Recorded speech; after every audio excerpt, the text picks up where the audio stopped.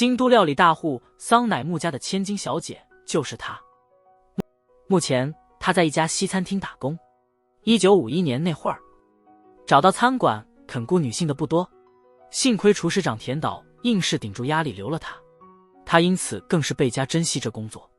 5月紫藤花把京都装点的到处都是，这景色让一日想起了过世的恋人。早春的冷风吹来，打散了他的思绪。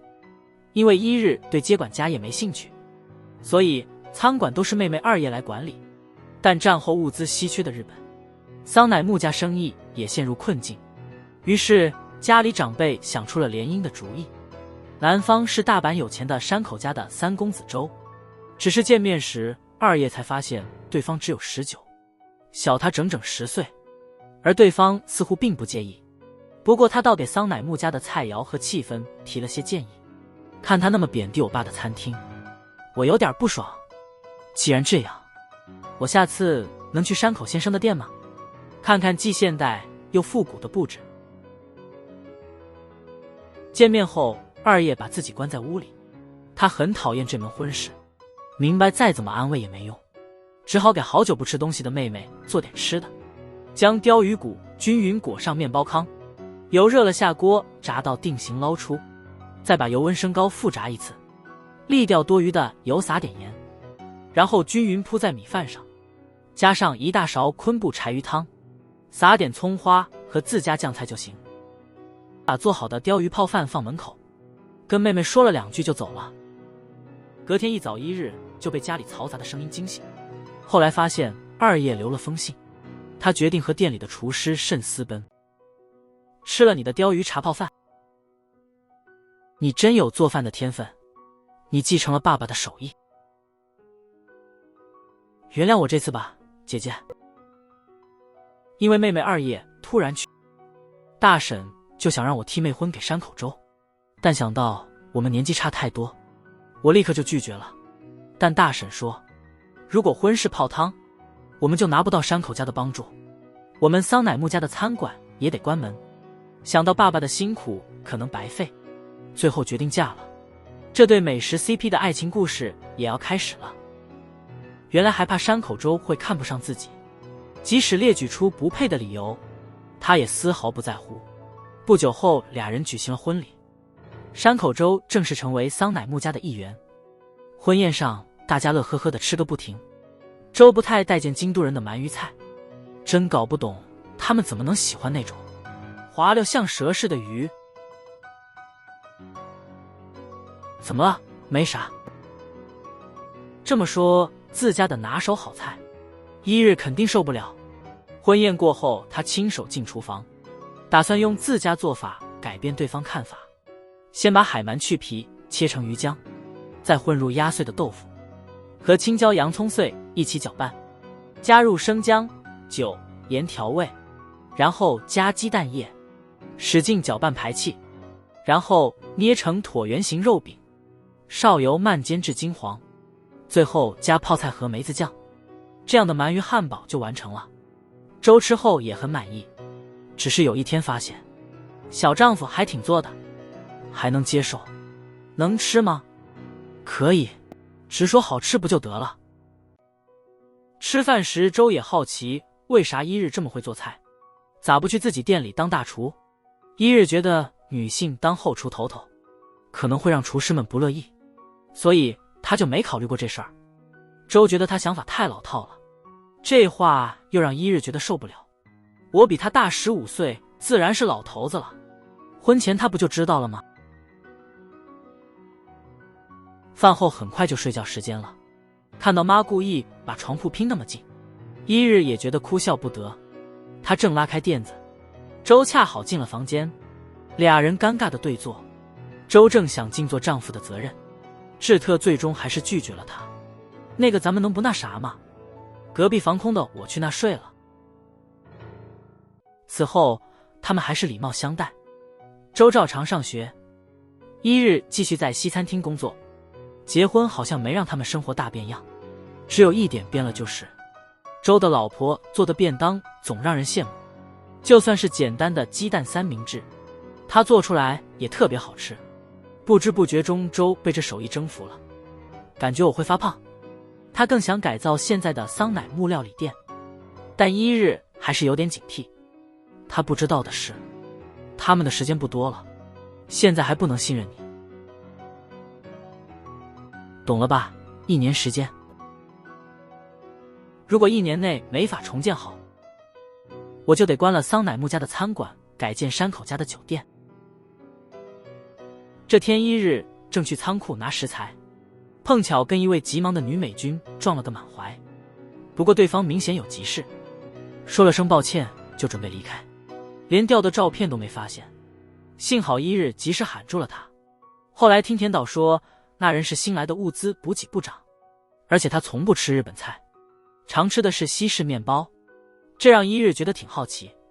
晚上伯父通过熟人介绍参加了一个官方的招待会，对方只要求提供场地，他们会自己来安排厨师。这是因为有位女士不吃日式料理，这让他突然想起了白天遇见的摩根。不过想到后厨的户川不太喜欢美国人，就犹豫了。正想拒绝呢，周突然同意了条件，但他提了个要求，宴会得有桑乃木家的菜。周这么做让一日有点懵，正想找他说明白呢。一日第二天就和厨师长户川聊了聊，可对方还是对美国人有成见，不想掺和这事。没办法接待客人的菜，只能一日自己来做。他先做了玉子烧和鸡蛋披萨，周尝了以后觉得弄甜品更对味。吃完以后来个甜点，哪怕一个菜也能让人印象深刻。你一开始就知道对吧？是这样。那想法你早点说嘛。物资部宴会的日子马上就到了，众人吃完主菜，随后甜品也盛了上来。周还特意介绍这是由一日亲手制作的料理，众人才知晓原来日本也有女性厨师，于是都尝试的吃了几口。不过梅根依旧不准备食用，直到周说这道甜品是用玉米制作成的，梅根才饶有兴趣。拿玉米泡过盐水煮软，剁成小碎粒，再用石臼捣成糊，过筛拿出细滑米糊，搅进打发的奶油和点波旁酒，冻到表面亮晶固化，淋上玉手洗糖浆。摩根好奇地询问一日为什么会想用玉米制作甜品。那是因为借过，不好意思，那个超漂亮的一张照片，想到那照片就联想到这道菜。怎么也要请摩根小姐试试，最难忘的总是故乡的味道。看对方那陶醉的样子，心里也格外满意。食客和厨师都情不自禁笑了。成功的送完客人，连续忙碌一天，在客厅睡着了。周看着沉睡的妻子，不忍心吵他起来。半夜时分，他终于醒来，眼前却见2根烤得发黑的玉米。难道是妈咪弄的吗？好热好热好热，真是烫。自那次尝了他做的玉米冰激凌，摩根也渐渐对日料感兴趣，甚至把中美家庭聚会的饮食都交给了桑乃木。这使得本已不待见美国人的大厨户川直接辞职了。一日怎么劝也没用，户川显然早就想好了，提前找好了下家。户川一走，连后厨团队也带走了。一日虽然找人想替换，可短时间内找不到合适的主厨。正当他没招时，周也放学回家了，看到妻子还在忙，周主动担起做晚餐的任务。可他明显不擅长下厨，别人是轻松敲鸡蛋，他却拿刀当斧头。妻子眼看他手忙脚乱，只好在旁边耐心教学，告诉他要放轻松些。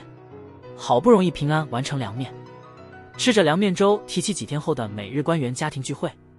他想自己来掌厨那次活动，既然没厨师，这次只能取消预约了。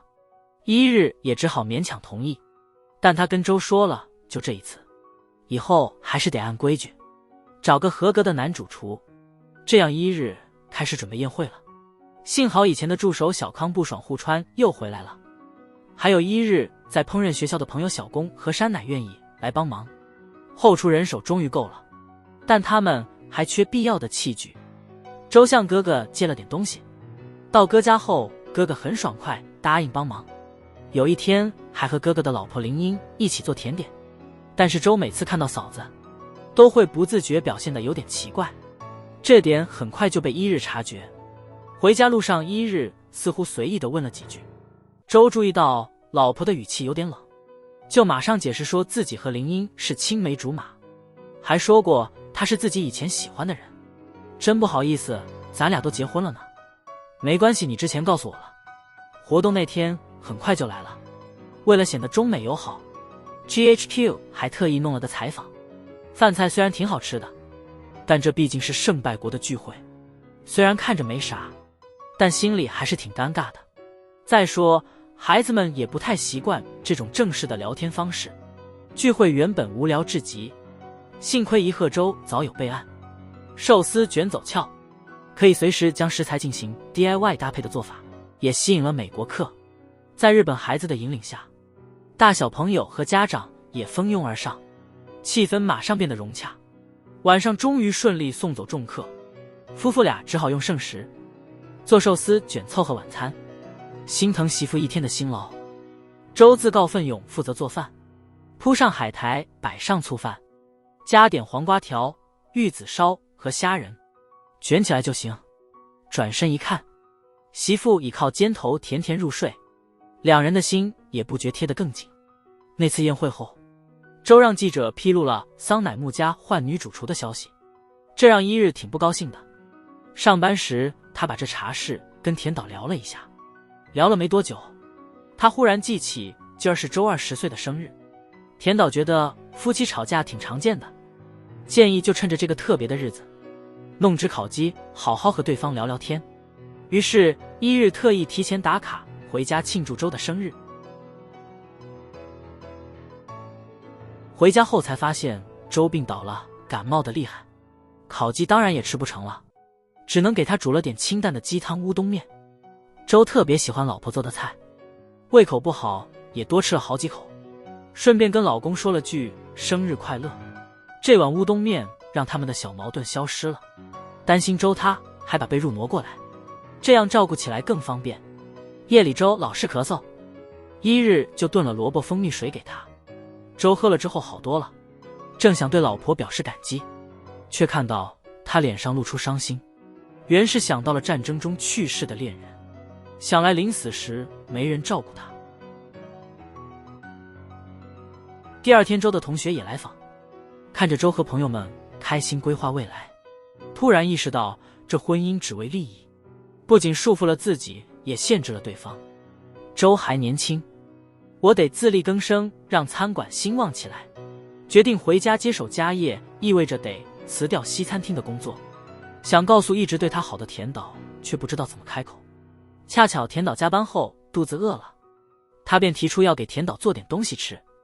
一日二话不说就同意了，先用黄油炒香洋葱碎，再加冷饭翻炒使其变松，然后盛出。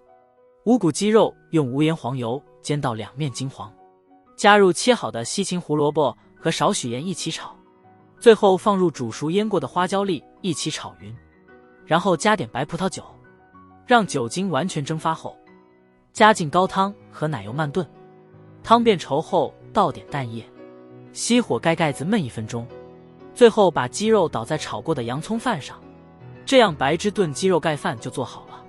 田岛主厨也觉得非常满意，一日也跟人说，他第一次吃主厨的菜就是这个白汁炖肉，那股浓烈味道至今难忘。自那以后，他就想做出那样的美食，田岛成了他的追求目标。提起那天，他终于鼓起勇气谈离职。听完他的想法，田岛没挽留，反而暖心地鼓励他。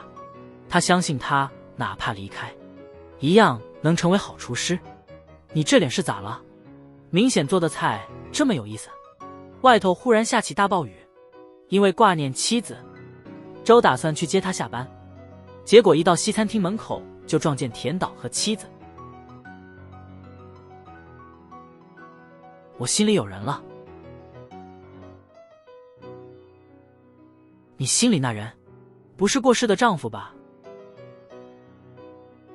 日子一辞职就全身心扑在自家餐馆，但在那个比较传统的时代，女主厨被很多人难以接受。近期生意冷清，她想着做点甜点卖，虽不保证挣钱，但能吸引人。经过和周讨论，选了一寸且特别的马德琳蛋糕。煮过晒干的橘子皮切细条，烤熟的番薯切小块，还得准备煮好的糖豆和核桃仁，然后把糖粉和橘皮碎加到蛋液里，把泡打粉和低筋面粉筛进盆里，搅拌到没有颗粒，再加入蜂蜜和融化的黄油，然后冷藏一会儿。模具里根据喜好放番薯、糖豆、核桃，接着把冷藏的面糊倒到7分满，最后撒上橘皮装饰，烤箱烘烤。很快，第一批马德琳就完成了，大家尝过后都挺满意的，甚至连挑剔的大伯母都喜欢上了。你们不吃了对吧？真浪费我晚上吃好了。行了行了，太忙了，忙死了，忙死了。接下来几天开始批量做马德琳蛋糕，几个人通过自己的关系，在咖啡馆和酒店开始寄售。周通过马德琳蛋糕增进爱情的意义，让艺术家帮忙推广，很快就接到了一堆订单。小姐那天接到了个新预约。马德琳的畅销真让桑乃木家的生意好转了不少，可是户川离开的影响依旧存在。每年这时候菊先生都会来店里办赏月会，以前都是户川亲自招待的，这让小姐担心自己做的菜能否让客人满意。赏月会那天很快就到了，菊先生对小姐的新菜式没有反感，但是一同吃饭的藤原是个很守旧的茶道老师，他更青睐传统菜肴而非新创意的菜色。每年习惯的鱼杂煮饭换成了栗子饭时，藤原老师有点生气，让周把一日叫来，你快回去接待处吧。这话深深伤了一日的心，他心情不好，连晚饭也没动。这时候周带着岳母做的山药银杏粥进了房，经他一番劝，一日终于开始吃饭团，但是边吃眼泪就情不自禁地掉了下来。他责怪自己做的菜没有爸爸那么拿手，看妻子难过，周也觉得心里难受。他已经对这个专门为他做饭的女孩动心了。你竟然为了不爱吃鳗鱼的我这么费心。为了更有效地推广桑乃木家，周建议举办一场新闻发布会，这不仅能展示一日主厨的厨艺，也能消除老顾客的疑虑。一日经过一番考虑后也认同了周的看法，然后他开始着手准备新的菜品，但因为太专注了，以至于忘了第二天是父亲的忌辰。幸好妈妈及时提醒了他，还让他叫上周第二天一起去墓地。第二天一大早，他们准备出发。这时妈妈肚子突然痛了起来，为了不耽误祭扫，一日跟周只好先自己去了。一路上夫妻俩欣赏着路边风光，绿意盎然，总让人心旷神怡。转眼已经到吃午饭的时间，周马上掏出岳母提前准备的便当，其中的烤虾味儿特别，这让一日好奇妈妈怎么做的。周解释说，烤虾是昨天岳母教自己做的，因此他清楚具体步骤。先把黑虎虾被开去虾线，再将味噌和蜂蜜蛋黄搅匀，最后刷在虾肉上，然后直接烤熟就行。这个是你亲手做的对吧？那我得尝尝看。真好吃。吃完便当后，俩人直奔墓地祭拜，整天都在祈祷父亲庇佑家族。转眼就是发布会了。一开始老客户对女主厨有点不买账，但是头盘甜点一上桌，那超高的外观立刻抓住了大家的眼球。周特别搞了个小菜单，好让大家挑自己爱吃的甜点。随着新菜轮番上，连挑剔的客人都乐得合不拢嘴。一会儿就轮到最后的酥皮汤，但跟前面的比，这汤看着有点平平，可一戳酥皮，里头的汤却各有千秋。这招真是亮了，果然一开盲盒就停不下来。原来是按我们的兴趣来做不同的汤啊。对，我们根据你们刚吃的东西猜出你们的喜好，给大家做了特别的汤。这是以后桑乃木的新方向。对，为了让你们常回来，我们决定尝试新的味道，创造新风格，希望以后也能得到大家的支持。发布会在大家的掌声中完美落幕。记者藤田小姐在走时递给周一套策划案，认为一日会对这厨艺比赛感兴趣。新闻发布会宣传的挺成功，让这对夫妇俩都很高兴。刚巧今儿又是一日生日，周决定找个地方庆祝一番，但大多数西餐厅今天都订满了，二人只好去一日曾工作的餐馆。知道今天是一日的生日，田岛还特意准备了喜欢的牛奶布丁，但见老婆跟别人聊得挺开心，周心里不知怎的就感觉挺难受的，心烦意乱下周只好一个劲儿往自己嘴里倒酒，结果没多久就醉了，以后得少喝点。生日那天周干了点冲动的事，不过因为喝多了，啥大动作也没做成。虽然第二天俩人都没提昨晚的事，但感觉俩人之间挺尴尬的。正当周想要化解这尴尬时，却发现嫂子林英来了。原是山口家要确保家族繁荣，孩子1岁就交给奶妈照看，这样大家就能放心的再生一个。知道这归产的林英还是不愿意和孩子分开，她丈夫却支持家里的规矩，无奈之下只好带着孩子逃走。没地方去，她就想到了周。看到林英无助的模样，夫妇俩最后还是答应照顾对方，并对周的哥哥保密了林英在哪。一日小姐真的好暖心，好喜欢她。那天周的同学突然来访，聊了几句，同学便道出了来意。原来他们快要结婚了，但因为还没找到工作，婚礼预算紧张，所以想在限定预算内搞个婚宴。周原本想婉拒，因为桑乃木家的生意也不太好，但被一日劝住了。他觉得这是朋友的请求，再想想至少不会亏。知道妻子是替自己着想，周就答应了这个婚宴。然后他们找了经验丰富的田岛商量。看着周和别人聊得火热，周旁边还是觉得有点难受，但他没留意到，这阵子老婆的目光也常落在他身上。看周和林英亲昵的打闹，一日的心里也忍不住有点酸。转眼就是结婚典礼，头纱染色出了点岔子，耽误了时间。幸亏巧手如林英，临时用窗帘改做了一顶，好不容易把婚宴搞得顺顺利利，还特地为新人弄了个独一无二的婚礼蛋糕，把鱼肉和山芋饼弄碎，搅进鸡蛋液里，用那个专门的锅煎出个厚厚的蛋饼。接着把拌了寿司醋的米饭，加点海苔和其他的，用模具压成方块，再层层叠起来做成个塔，用三文鱼切出细长的薄片，卷成花朵装饰在米饭塔上，最后蛋饼切成小方块就完成了。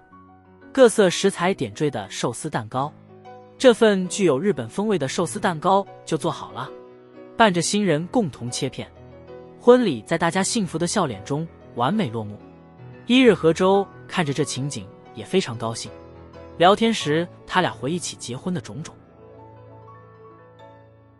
尽管如此，我们依旧一起到现在。周的话让他心里掀起波澜，经过这些，他对这男孩子产生了感情，但随后发生的事又让他压下了这情绪。毕竟只有你会在山口家帮我，觉得嫁给原没问题，都是因为有你。不好意思，如果能帮你，我什么都愿意做。周和林英明显是相爱的，周把家里的约定和大家说了一遍，看出老公的努力，一定全力以赴。这次比赛的主题是豆腐，因此他开始着手研发新菜。周也在一旁帮忙整理资料，虽然不怎么会做菜，但他想帮妻子分担些事。已经很晚了，你先去休息吧。我没事让我帮忙吧？可你还在努力呢。不用谢谢你。